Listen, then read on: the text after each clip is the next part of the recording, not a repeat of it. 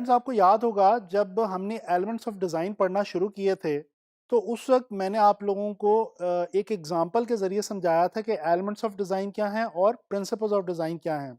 मैंने आपको ये बताया था कि एलिमेंट्स ऑफ डिज़ाइन अगर डिज़ाइन के इंग्रेडिएंट्स हैं तो इस तरह से प्रिंसिपल्स ऑफ डिज़ाइन जो है वो डिज़ाइन की रेसिपी है। यानी कि वो प्रिंसिपल्स, वो रूल्स जिनको फॉलो करके हम अच्छे से अच्छे डिज़ाइंस क्रिएट कर सकते हैं। दोस्तों, इस लेसन के अंदर हम लोग अब प्रिंसिपल्स ऑफ डिज़ाइन जो हैं उनको स्टडी करना स्टार्ट करेंगे। पहला प्रिंसिपल ऑफ डिज़ाइन जो मैं आप लोगों को इस लेसन में बताने वाला हूं वो है बैलेंस। दोस्तों, बैलेंस का मतलब है equal distribution of visual weight. जब हम ग्राफिक डिज़ाइन के हवाले से स्पेसिफिकली बैलेंस की बात करते हैं तो जो हम वेट स्टडी कर रहे होते हैं वो एक्चुअली विजुअल वेट होता है। यानी कि अगर विजुअली चीज़ों को इस तरह से या तो प्लेस किया जाए या उनके कलर्स को इस तरह से रखा जाए या उनके साइजेस या स्केल्स को इस तरह से मैनेज किया जाए अपने डिज़ाइंस के अंदर कि किसी ख़ास एलिमेंट का वेट हमें ज़्यादा लगे देखने में और किसी ख़ास एलिमेंट का वेट हमें कम लगे, तो इसी का नाम है बैलेंस। दोस्तों, बेसिकली बैलेंस के अंदर हम विजुअल वेट जो है चीज़ों का उसको इक्वलाइज कर रहे होते हैं और उसको अच्छे तरीके से मैनेज करने की कोशिश करते हैं।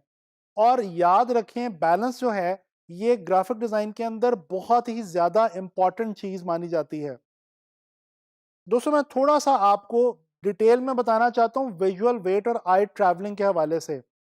जब हम बात करते हैं इक्वलाइजेशन ऑफ विजुअल वेट, तो विजुअल वेट का मतलब है देखने में कोई चीज कितनी हैवी या कितनी लाइट लगती है। इसी तरह से एक और इंपॉर्टेंट कॉन्सेप्ट जो इसी के साथ जुड़ा हुआ है वो है आई ट्रैवलिंग का।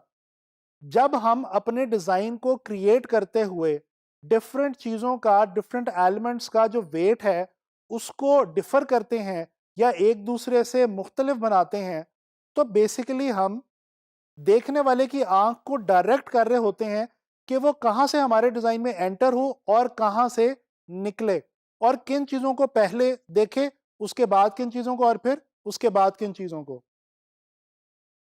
दोस्तों, ये सब बात आपको अच्छे तरीके से समझाने के लिए मैं आप लोगों को कुछ एग्जांपल्स दिखाना चाहता हूं। स्क्रीन पे इस वक्त आप लोग एक विजुअल देख सकते हैं। इस विजुअल के अंदर आपको बहुत सारे स्टार्स नजर आएंगे। अच्छा, ये जो बाकी स्टार्स हैं ये ग्रे के अंदर हैं, जबकि एक स्टार आपको रेड के अंदर नजर आ रहा है। दोस्तों, आई कैन बेट कि आप लोगों ने सबसे पहले इस रेड वाले स्टार को ही इस विजुअल के अंदर नोट किया होगा।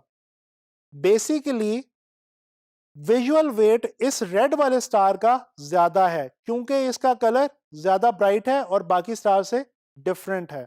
तो इस तरह से हम विजुअल वेट को मैनेज करते हैं। ये एक और विजुअल देखिए। इस विजुअल के अंदर आपको एक घर नजर आ रहा है।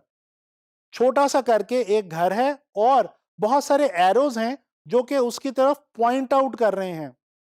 तो दोस्तों, इस विजुअल के अंदर भी जो पहली नजर आपकी जाती है वो इस छोटे से घर की तरफ जाती है। हालांकि उसका स्केल बहुत छोटा है, लेकिन क्योंकि तमाम एरोज उसकी तरफ पॉइंट आउट कर रहे हैं लिहाजा हमारी नजर उसी की तरफ जाएगी। लिहाजा वैसे उसका साइज छोटा है लेकिन उसका विजुअल वेट इन एरोज से बढ़ गया, ज्यादा हो गया। इसी तरह से ये एक तीसरा विजुअल देखिए।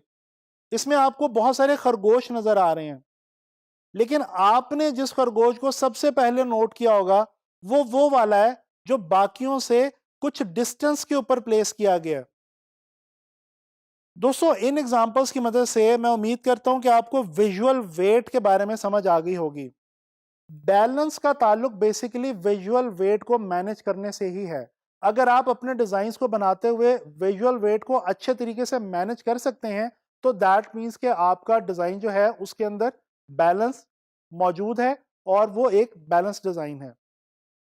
दोस्तों, आमतौर पे बैलेंस को डिजाइन के हवाले से इस कदर अहमियत हासिल है कि कहा यह जाता है कि अगर कोई इंसान अपने इर्द गिर्द, अपने एटमॉस्फेयर में बैलेंस को क्रिएट करना या उसको मैनेज करना जानता है तो वो एक अच्छा ग्राफिक डिज़ाइनर बन सकता है।